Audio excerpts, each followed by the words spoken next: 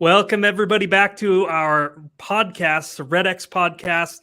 Really excited to be with you. I'm Curtis Fenn, president of REDX. And as you've seen me many times, I love to jump on when we have some of the most influential, the most knowledgeable people that we can find in the industry. I'm really excited about the conversation we're going to have today with Kendyl Young. Welcome. Well, thanks for having me, man. So for any of you watching, Kendyl, I'm going to allow you to do your own intro because I want them to hear all the background. But if you're watching, remember, we want you to participate, post your questions. We always have people on staff trying to answer those questions. If there's links that we mention or anything going on, like I know we're going to mention an upcoming event that Kendyl is speaking at, and so we'll put those links and things in the chat. So make sure you participate, and then of course you can find us every Thursday here or anywhere you download a podcast. So Kendyl, without further ado, would you mind giving some background about how we connected and why you are where you're at, and kind of the topic that we're going to talk about?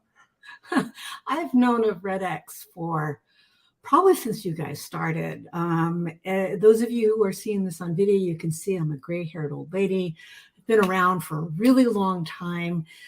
This is the start of my 37th year as a licensed and selling practitioner, supporting herself solely from the kill what I eat, or eat what I kill. Yeah, eat what I kill.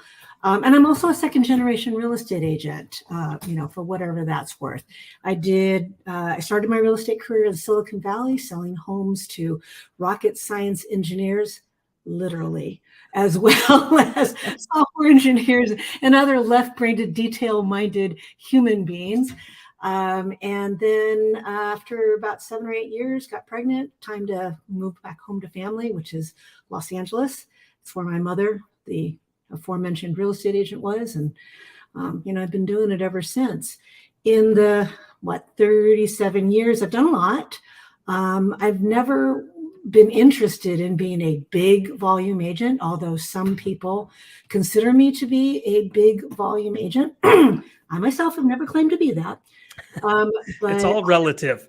Yeah, right? It really is. It's like, just put it this way. I don't want you to know me as a big volume agent. Let's put it that way. Yeah. Right. Yeah. I care more about people, but I've won all the awards and, cringed at all of the advertising set awards, thrown away most of those awards. And also had the opportunity to do a lot of speaking for Inman, for CAR, my state association, various and sundry local associations, business clubs. I even got the chance to do a little guest lecturing at UCLA, was the subject of an entrepreneur class at USC School of Business. I'm not supposed to go on at the enemy campus, but I did. So I know a lot. So just before the pandemic, launched an ADU company, figured out that I don't really like building ADUs, but I do love teaching about them. Oh, the opportunity is so amazing. So that was like my whole life in 3 minutes? Yeah. And I think there's so much more. But since you jumped right to ADU, I think we should jump right in and talk about that. I think, unfortunately, even in our space, I think there's real estate agents that don't even know the acronym ADU, depending on what state they're in. And I certainly believe that we are on the cutting edge. This conversation is going to be the first time that we're going to expose a whole bunch of agents and real estate investors. As you know, we have quite a few of both. And then we have a whole bunch of agent investors that follow us and use our tools and data to hunt for properties and find opportunities. And I think that, when in the real estate investing, I think next to assumable mortgages and really figuring out assumable mortgages, because a 2.5% mortgage that somebody owns may be one of their greatest assets that they own right now. Besides assumable mortgages, ADU is the newest cutting edge thing in investing that I think people ought to be looking at, especially as real estate agents, as they look for more opportunities. So why don't you just jump right in and start with, what does it even mean, and kind of where the opportunity lies for the investor and the agent investor? So whenever I start teaching one of my ADU classes, I do always start with a definition, because you think maybe you don't. It stands for accessory dwelling unit. And all three of those words are super important. Accessory meaning that it has to have a house that it's attached to. I don't mean physically attached, but it has to be on a parcel of land that already has a main dwelling. If you put one of my ADUs on a vacant piece of land, guess what? You have tiny house. Okay. So accessory. Dwelling is important, because what that means is you can dwell in the structure without any need of going into the main house, right? So in the guest houses of yore, you could have a structure and it could be detached, but there would be no kitchen, because that's how city officials kept it from being a living unit. A dwelling means that you can rent it. It means that your family member can live there fully independent of you. Yeah. So that's what it is. Now it can be attached, it could be converted from existing space, or it could be new construction. So that's what it is. What was the second part of your question? Oh, no, that was good. I mean, let's just jump in. What is the opportunity then with an ADU, and why is that so prevalent now? I mean, these ADU, or the concept of accessory apartments and basements and garages or accessory units, have been around a long time. Why is it such an opportunity now? Well, Curtis, do we have like 5 hours to talk? I'm kidding. So, all right. So the first thing I have to say is that ADUs have been around for actually a very long time across the country. There was always the concept of having a second dwelling. And in fact, it used to be the normal thing. Think of New York or Boston, your basic brownstone. There was always an apartment down below the basement, right? This was the way we lived back then. But then single family dwelling zoning came into effect. Let's not talk about the evils of zoning. We don't have time. But we became a nation that was going to live in just a single family dwelling, nothing else. Yeah.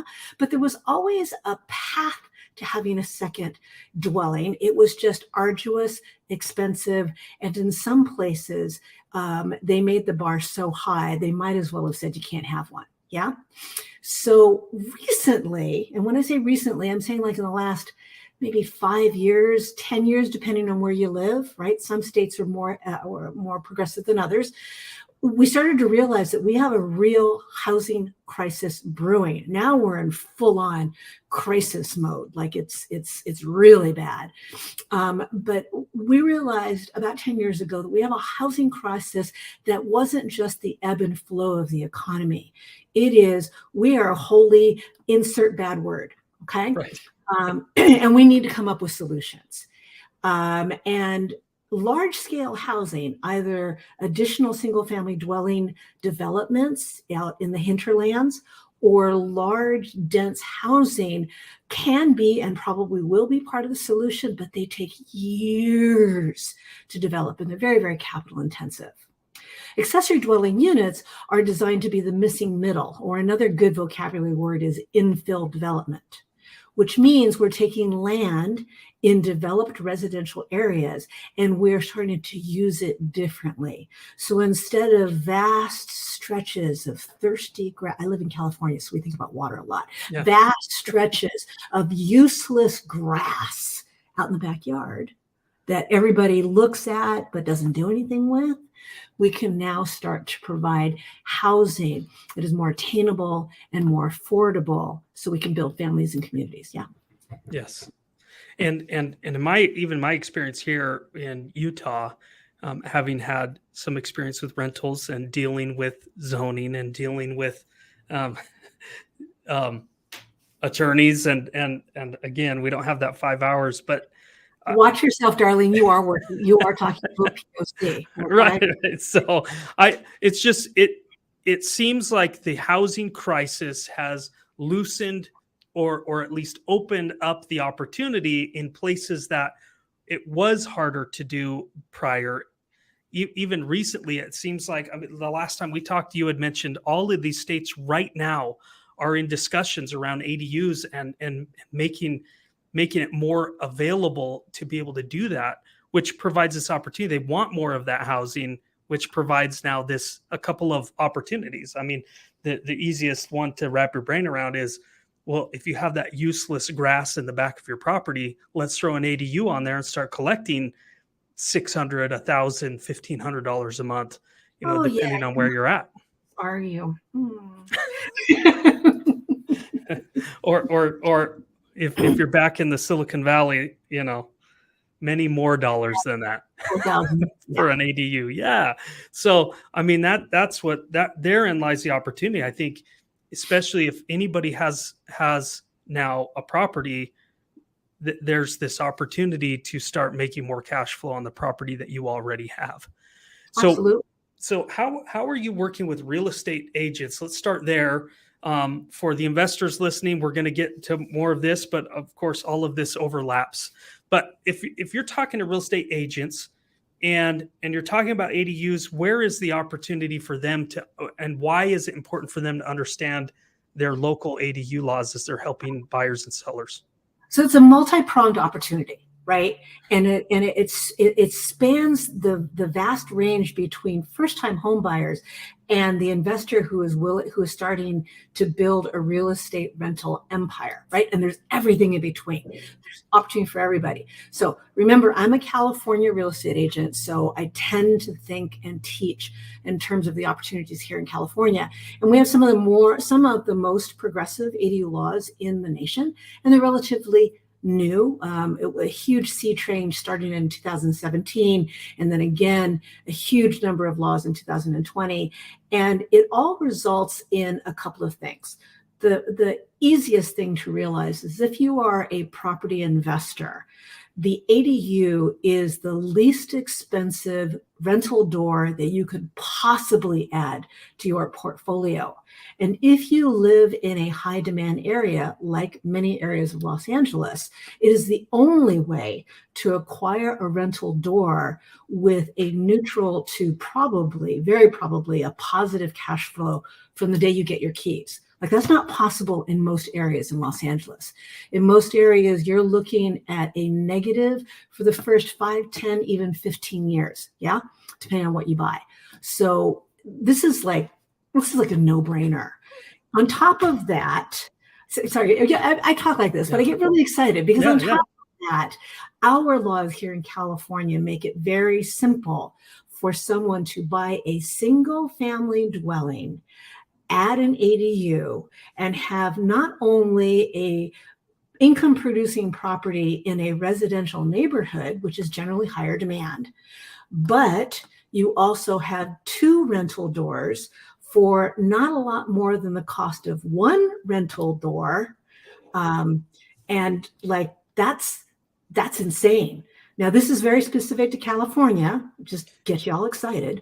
But if you want to buy like a duplex or a fourplex, your property opportunity just grows exponentially. And we don't have time to get into it here, but it's my brain exploded. But right. But like Ginzo knives, there's more. Okay. Like, wait. Okay. So like, this is where I think every agent is probably getting super, super excited. It is possible. It is not only possible, it's like not even no weird shit needed. Oh, sorry. Well, they can edit it out. Good. No word stuff needed. It is possible for a first-time home buyer who has a 20% down payment to buy the single-family dwelling and then right away finance the build of an ADU in their backyard with no additional investment needed. And then once you actually finish the ADU and then rent it out, your total monthly payment is going to be less than what it was for just the house alone. Hello. Right. So for you start getting into first-time home buyers and people to offset that mortgage cost, because that's the problem right now is affordability. Yes. And it's crazy.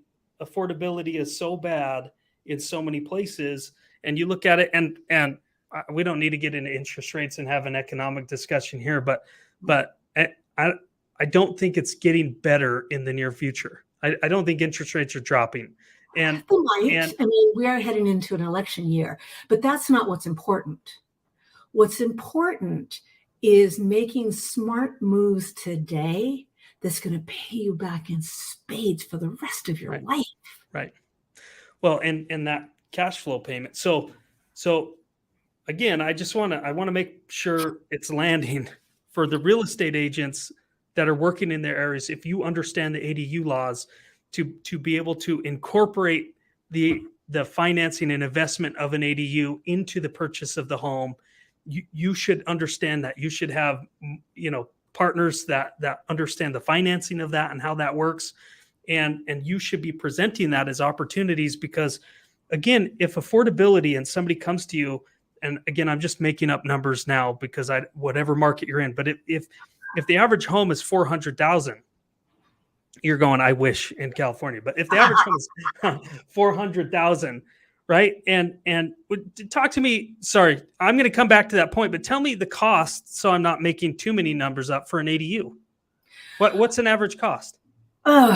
Before I tell you that, I have to give you the caveat, because everybody wants to know, how much is a 1-bedroom ADU? And they expect me to pop off with an answer as if, like, I don't know, everybody's exactly equal, but you're not. A huge amount of the cost is going to depend on the location that you're in, because your permits, your engineering, your labor, your contractors is all going to vary a huge amount depending on where you are. And then on top of that, what is required to build the ADU is going to vary a huge amount on the design of your ADU, the size of your ADU, and your individual site, right? Is it flat? Is it sloped? Does it have good soil, bad soil? Where are utilities? How far are they? Are they easy to, and that's just the tip of the iceberg, guys. Sure. So I'm going to give you a number because you asked it of me, and I'm a good salesperson. I know you answer the freaking question that you're asked. That's right. Just understand the number I gave you may not apply, probably will not apply to you. Yeah. Okay. So a garage conversion here in Los Angeles, you're not going to get away from much less than 180,000. And probably it could be more if you do a nice one. Yeah. A 1-bedroom ADU, which is somewhere around 400 to 600 square feet, huge variance there, guys. Is going to clock in somewhere around 250 to 350, which is probably on the high side, but yeah, it's going to clock in right around there. And then the prices go up from there. One more thing you got to remember when you ask somebody about price, your absolute most expensive square footage to build is the first 300. Okay. So when people go, well, 300 square feet, Kendyl, that is, and then they tell me whatever the price is per square foot.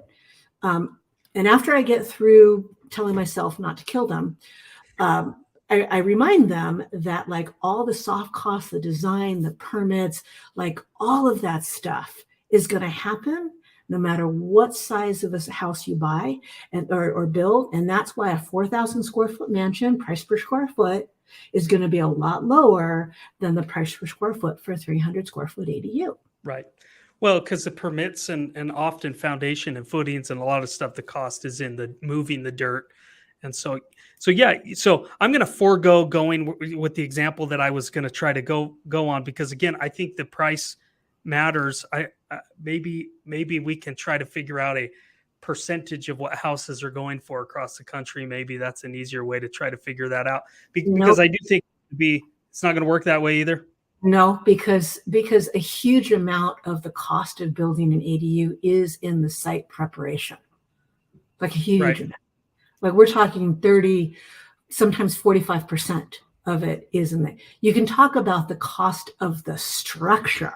Right. But even that's not very useful. Like there's a company that I'm not going to name, and they're running around saying that they can deliver a beautiful, ADU that will just unfold magically in your backyard. And it's 32,000. Isn't that wonderful? Yeah. The things that are not included in that 32,000 would frost your hair. And it's not possible to get one of those suckers without those other things. Right. Well, and especially to make it a true accessory dwelling unit. Right. So, but I think before people miss the point on costs or get caught up on that cost is you got to look at the rental income that can offset the total house payment for someone that is making things more affordable. And Here's what I can say, Curtis, just sorry to interrupt you. Here's what I can say. In almost every conversation I've had across the country, the calculus between the cost to build an ADU and the rent winds up in it's a positive cash flow to build the ADU. That's what I can say. Right. Almost always. Which always then offsets the cost of the house, right? Which in today's day with interest rates and affordability is awesome. Well, tell me then how any unique ways investors are besides investors looking at this for their own properties. Like the first time you and I talked, I think most of my questions were because I own a couple of rentals and going, I already own the land. Right. So to put the house on there, trying to look at those. So besides that, I mean, what any creative ways agents are helping investors or investors are using new ADU laws or old ones that they're now discovering in unique ways? I can give you so many. Okay, I'm going to start with residential and then I'm going to go to Plex. Okay. And these are California answers. Yeah. So residential, the best one that I have heard of, and I'm actually making my son do this, is a young person who buys their first house. They build the ADU, much like I described at the beginning of the program, and they don't live in the house. They live in the ADU and they rent out the house. And in those cases, their monthly cash flow is significantly less than what they were paying for the apartment that they just left. Right. So that is so smart. So smart. Another one, I lied. There's two residential. Another one that I've seen not long ago is a mom and dad who live outside of California, and they wanted to invest in a second property. And so what they did is their kids hadn't bought a house yet. So they bought together. They pooled the resources. And the kids, I'll tell you the personalities, not all parents are willing to just give their kids money, right? There's not. Right. Yep. But this worked because the parents weren't giving the kids money. They were investing in a second home. So they bought it together. Parents built the ADU. Everything was great. Parents have the use of the ADU whenever they want to come and stay for however long they want to stay. And here's the kicker. The kids rent it out as a short-term rental when the parents aren't there. And the whole shooting match has turned out to be an amazing financial investment for everybody. That's a good one, especially if you're in a location for that can support exactly. Short-term. Yeah. And by the way, this works for the large majority of the United States where there is an owner occupancy requirement. You can't build an ADU if you don't live there. So this is a way of, doing that. So, and then the Plex idea, and again, this is here in California because we have currently an owner occupancy exclusion. So investors can build ADUs. Plexes are interesting because our rules say that as long as it has been used as a duplex or higher, you can add 2 detached ADUs, which is cool, but you can also convert existing non-living space into an ADU. So what does that mean? Well, if it's an older building, you've got a detached garage complex, like you can convert a portion of that into an ADU unit. So your 3-plex is now a 4-plex. Your 5-plex is now a 6-plex. If you've got enough land to put on a detached ADU, you could be a 6+ with 2 more. That's an 8-plex. Yeah. Right? That goes for basements, that goes for storage rooms, that goes for recreation areas, as long as your tenants don't lynch you for taking away their recreation area. But it goes for all of that. Yeah. Wow. So it's pretty amazing.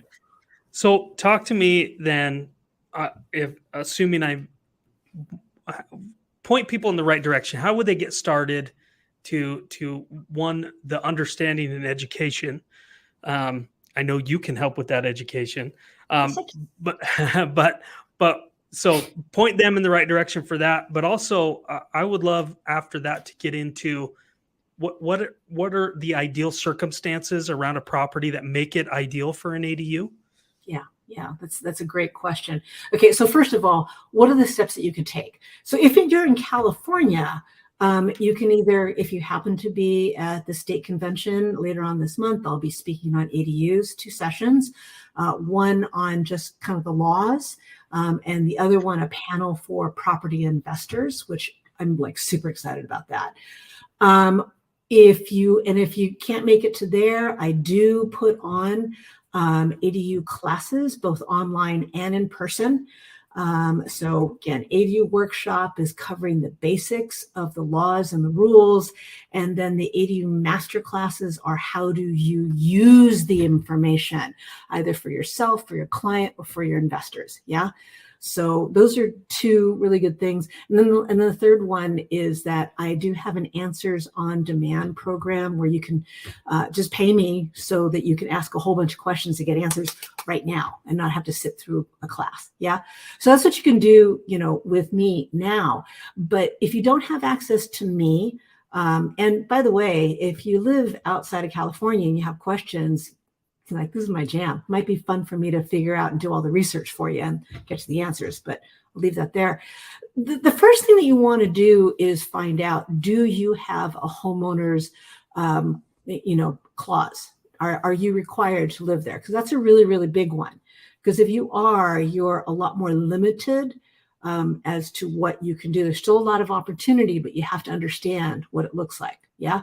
But if you don't, if investors can do it, then that's like a whole nother ball of wax. So that's the first question to figure out. And if you type in ADU law or ADU policy and with your state or your city, that's going to pop up information from the Googles. And read through it. Again, if it makes your eyes cross, give me a call. I might find that fun to read because I'm weird. I did it for Curtis, and that was fun. That's right. He didn't like my answers, but it was fun. So there's that. This is not a Los Angeles thing. This trend is so prevalent throughout the United States that the White House is heavily involved in figuring out how we can make this more accessible to homeowners. It's awesome. Yeah. So tell me, before we move on to the other question, how do they then get a hold of you? You have a website, a link, an Instagram profile. Tell what's easiest for you. So there's 2. The easiest way is my website, which is KendylYoung.com. Like, okay. Super easy.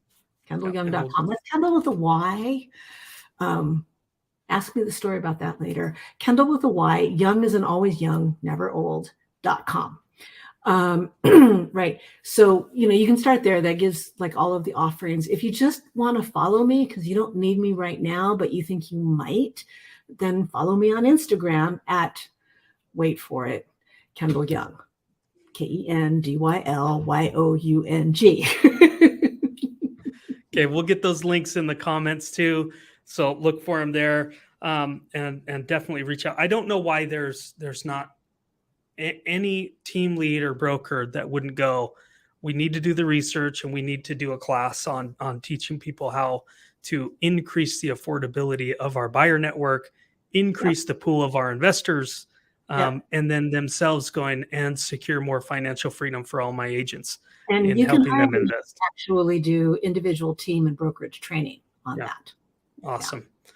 Tell me then, somebody, they're going to call you. In the meantime, what are some of the things they should be looking for in a property?